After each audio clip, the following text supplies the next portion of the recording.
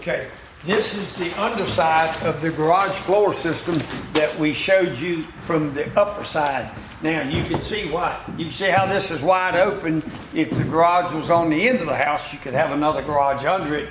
But in this case, we did it because we needed the dirt, and this space, they go have, like I said, $10, $15 a square foot, because we took a wall out right there and put it over there. Well, then they had to have 3 walls all the way around and fill it full of gravel.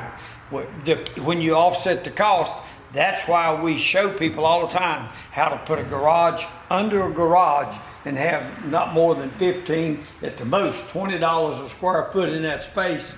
And basically, when the rest of the houses are costing $200 a square foot, it's undoubtedly the best investment that you can make in a house. And if you'll notice, the Metwood beams are basically 8 feet apart, the metal decking, and you pour concrete on it, and you park cars.